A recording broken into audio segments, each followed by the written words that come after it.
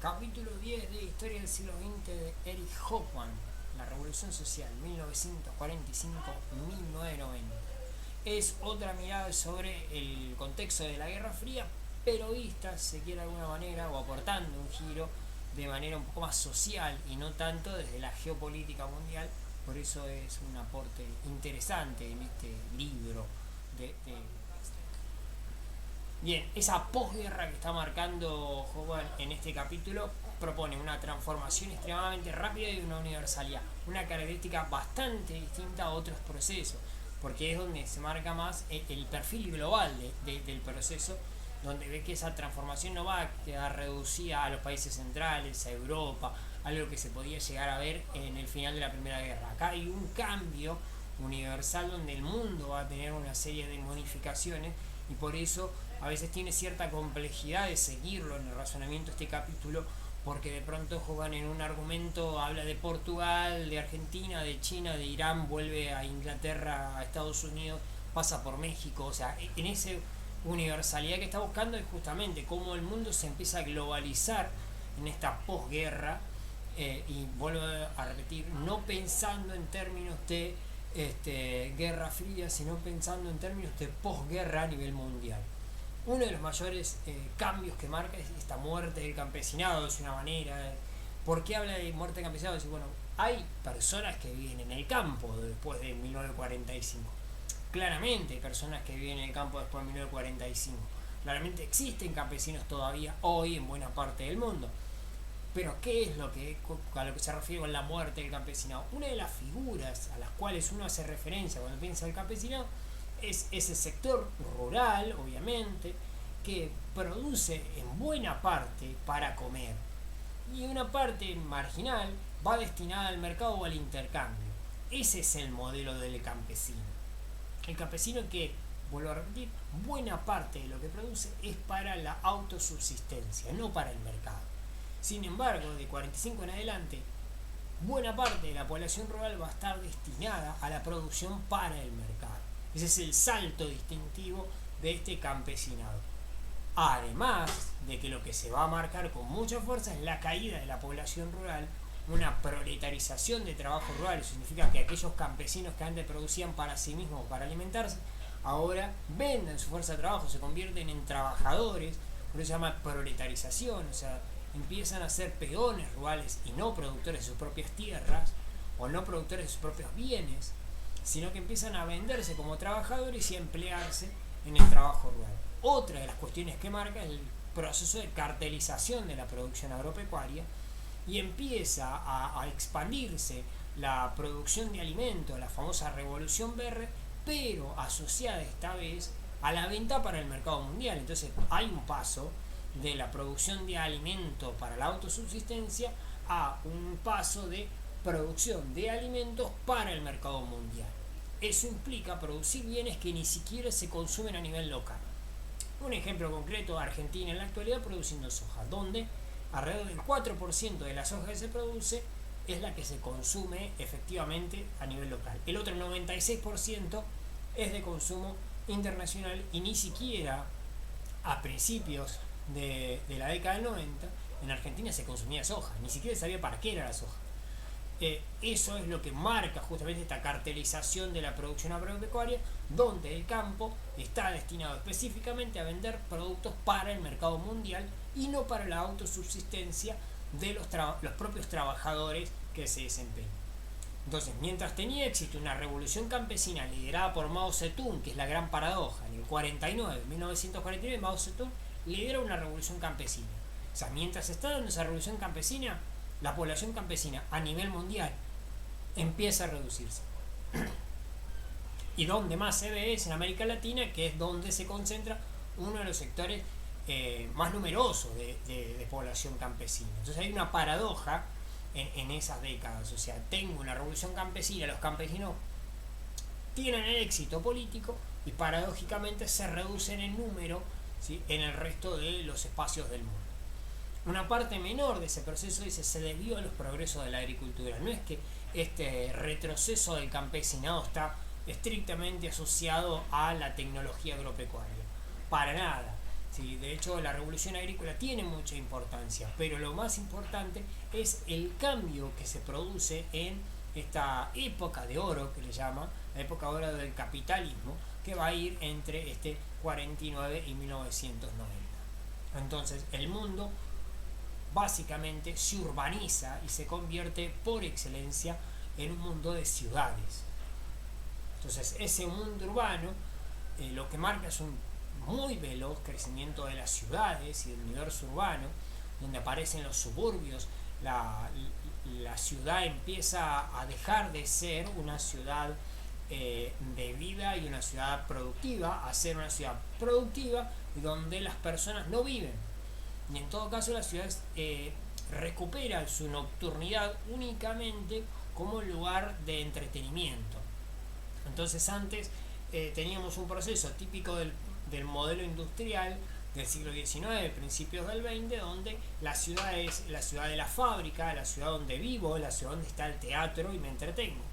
Sin embargo, acá la ciudad se convierte en una ciudad que no tiene fábrica, o que la fábrica se empieza a retirar de la ciudad, donde las personas, si van a la ciudad, solamente lo hacen para trabajar y después vuelven a sus casas no están en la ciudad. Y además, de hecho, si van a la ciudad de noche es por solamente la faceta de entretenimiento, el cine, el teatro y otra cantidad de cosas que pueden tener que ver con la nocturnidad, que aparece como muy fuerte, ¿sí?, desde principios de la década del 50. Entonces el viejo y el nuevo mundo empiezan a converger en esta emergencia de la gran ciudad como un conglomerado urbano que vincula varios centros urbanos. Entonces, si lo miramos en términos de lo que puede ser Buenos Aires y el Gran Buenos Aires, San Pablo y el Gran San Pablo, o Los Ángeles y su Gran Los Ángeles, o sea, una ciudad, un núcleo y una serie de centros urbanos que empiezan a estar adosados, vinculados, y la urbanidad empieza a no permitir separar esos diferentes espacios. No permite separar una ciudad de la otra por la continuidad de la cantidad de casas. Entonces se produce una revolución de transporte público, porque obviamente los trabajadores empiezan a no vivir en la ciudad. Se hace inhabitable por el número las ciudades. Entonces las personas viven lejos y necesitan trasladarse. Eso hace obligatoria la aparición de un transporte público con mucha fuerza, algo que en Argentina ya existía, que es el colectivo. Empieza a ser mucho más importante, como empieza a ser mucho más importante los trenes públicos o los taxis y varias de las opciones intermedias que existen en diferentes países, en Latinoamérica o en China, las bicicletas, taxis, o sea, ese tipo de transporte público emerge en esta coyuntura. Una de las cosas que caracteriza al tercer mundo es que esta ciudad está más dispersa, más desparramada, más desorganizada, mal estructurada, que tiene grandes núcleos urbanos, igual que las grandes ciudades del primer mundo, pero que los espacios periurbanos están ocupados por ocupaciones ilegales, o sea, terrenos, suburbios mal comunicados, que no tienen los servicios básicos. Sin embargo, a grandes rasgos el comportamiento es similar al que aparece en las grandes ciudades del primer mundo. Entonces esta emergencia de la conurbanización, ¿sí?, es una de las características de este proceso, y está vinculado como dice Hobsbawm en una frase sintética, a masijos de comunidades, o sea, son como conjuntos amontonados de urbes que marca este proceso de urbanización o de superurbanización y de caída fuerte del espacio campesino. Entonces, en este mismo sentido, se puede entender la emergencia de este mundo universitario, que va a marcar como otra faceta de este mismo periodo. Un crecimiento drástico de la demanda de trabajadores con estudios secundarios, o sea, el sistema industrial, caracterizado ya por el postfordismo, por el toyotismo, va a reclamar trabajadores con preparaciones técnicas de nivel más alto.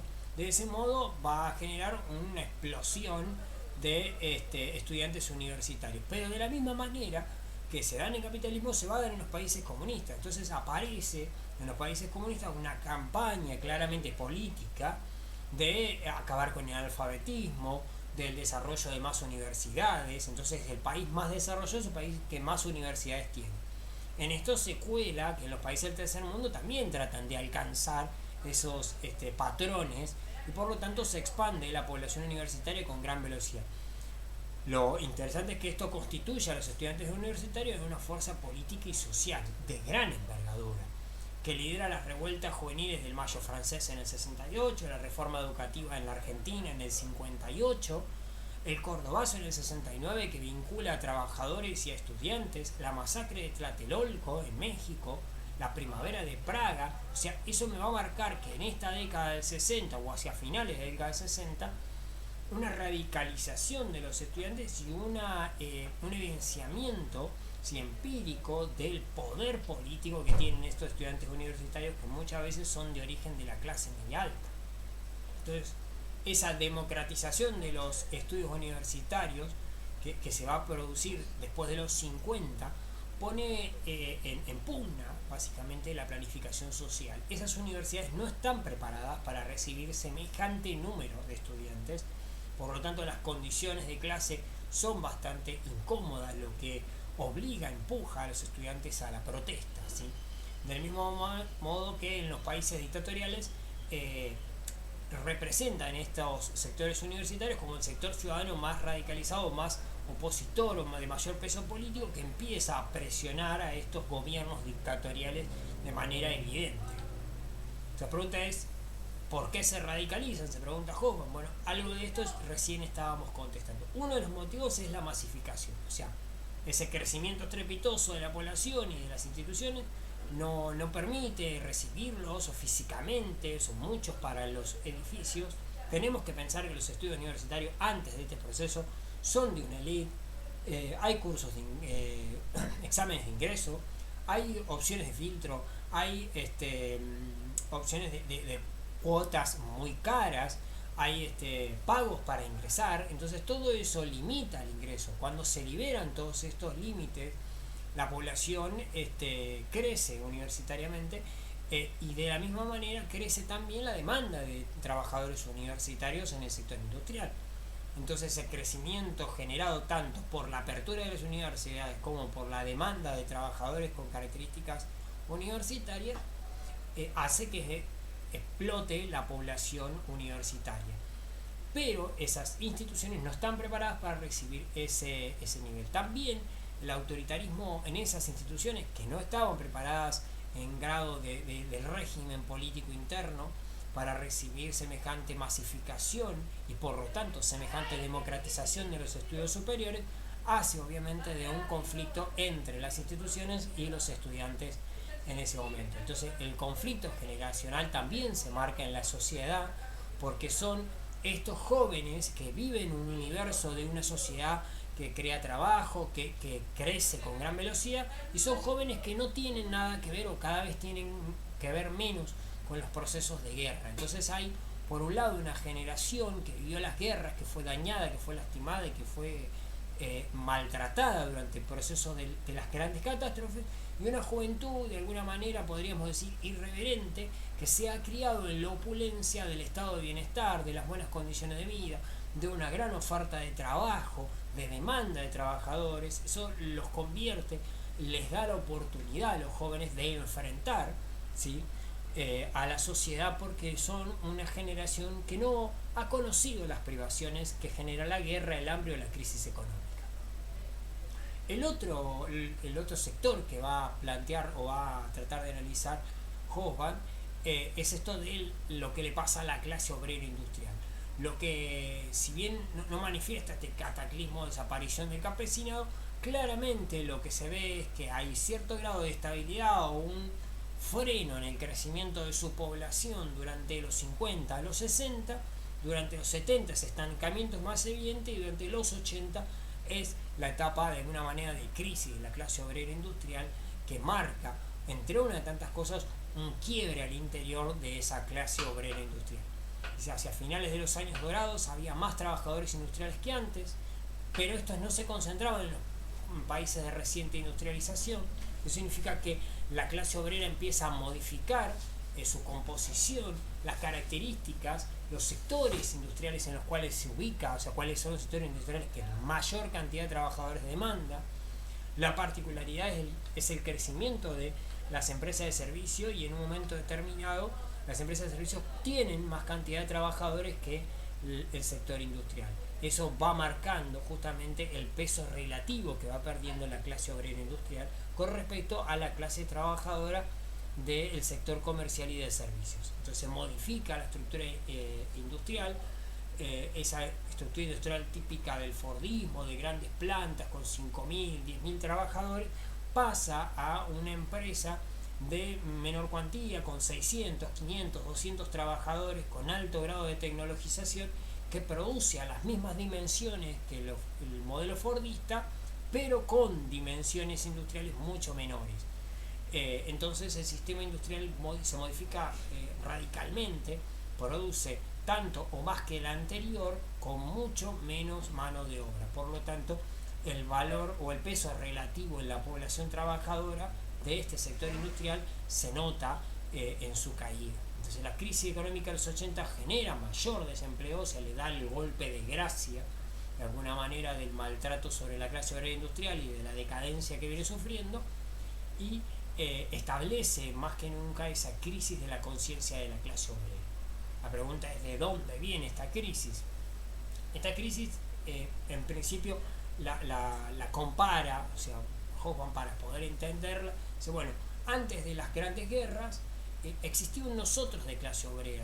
Los trabajadores vivían en barrios de obreros, compartían los bares, los espacios, la fábrica, de alguna manera sus frustraciones. Eso les generó una identidad, un nosotros obrero. Esa identidad les permitió participar en partidos políticos, en el sindicato. De alguna manera el espacio público, el espacio de compartir, el espacio de sociabilidad de estos trabajadores industriales estaba en el sindicato, estaba en los eventos, en los mitines, en el partido. Sin embargo, esta época de oro del capitalismo va a convertir a estos obreros posguerra, ¿sí?, en consumidores individuales que pueden acceder a su propia casa, que ya no viven en la ciudad amontonados, como decíamos recién, sino que viven en los suburbios, que se compran su propia casa, su propio auto, y tienen una estructura familiar separada.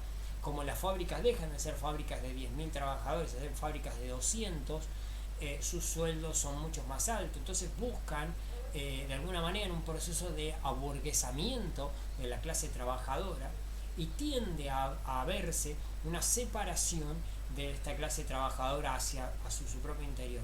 ¿Por qué? Porque hay un sector de esta clase trabajadora que es una clase trabajadora industrial, pero preparada con estudios universitarios. Empieza a separarse de esa mano de obra de la clase trabajadora industrial no calificada.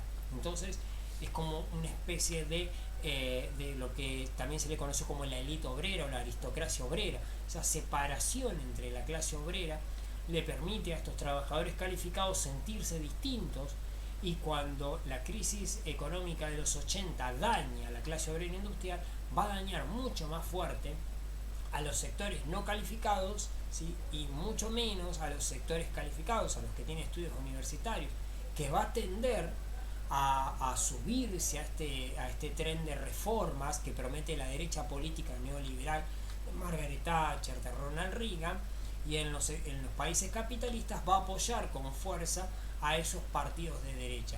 De ese modo va a disgregar o va a contribuir a la ruptura del bloque de la clase obrera industrial, separar entre la clase obrera industrial calificada o educada, ¿sí?, con la clase obrera de menos preparación.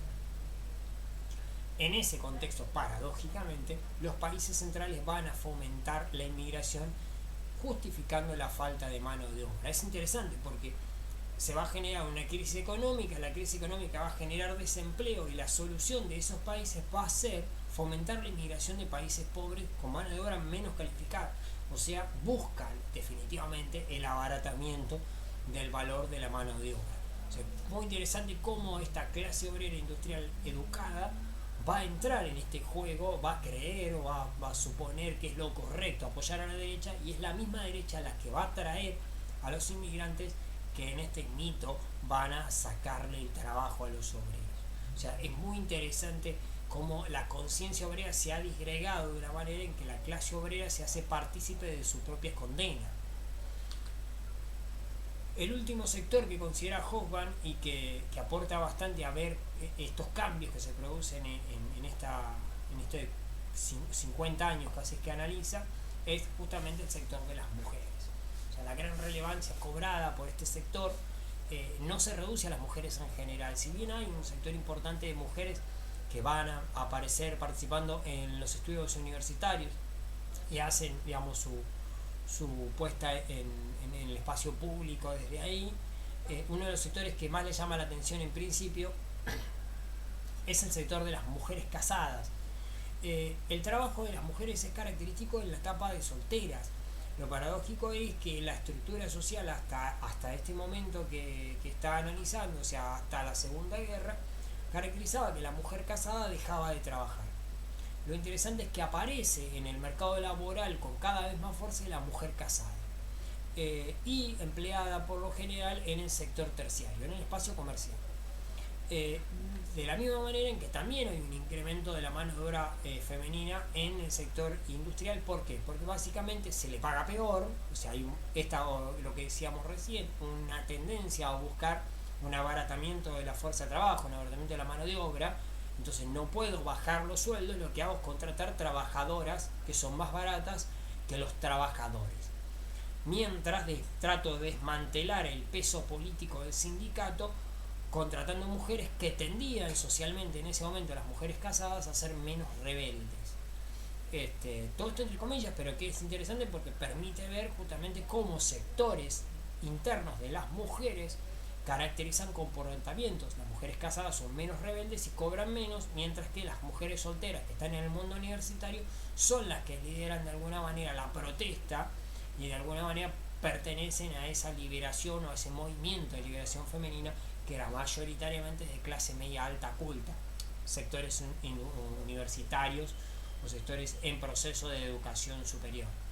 Entonces se convirtieron en una extraordinaria fuerza política, en algunos lugares lideraron realmente fuerzas políticas de oposición. En los países católicos generaron movimientos de mucha importancia que buscaron el divorcio como un acceso a sus derechos, la interrupción del embarazo, que en algunos casos llega a principios de la década de los 80, para que veamos desde dónde esta discusión es importante, y que en la Argentina recién ha alcanzado condición de ley hace menos de un año. Entonces marca justamente cuán fuertes fueron estas mujeres en los 80, disputando 40 años antes algo que recién hoy llega a la Argentina. O sea, el poder de lucha de estas mujeres es realmente de envergadura, y lo más importante y lo que nos interesa de este fragmento es que lo verdaderamente revolucionario de la participación de las mujeres en esta etapa de la historia es que las mujeres ganan el espacio público. Las mujeres están caracterizadas durante toda la historia a ser reducidas, empujadas o arrinconadas el espacio de lo privado, a la casa, a la cría de los hijos, al cuidado de los familiares, a la limpieza, al alimento. O sea, esa reducción de la mujer, el espacio de lo privado y el espacio público del sindicato, de la participación política, del bar, todos esos espacios son típicos de los hombres. Entonces, de la década del 50 en adelante, la fuerza que cobra la mujer no solamente en términos industriales, educativos, sino es el ganar por la mujer el espacio público, disputar de igual a igual con los hombres el derecho a participar en el espacio de lo público.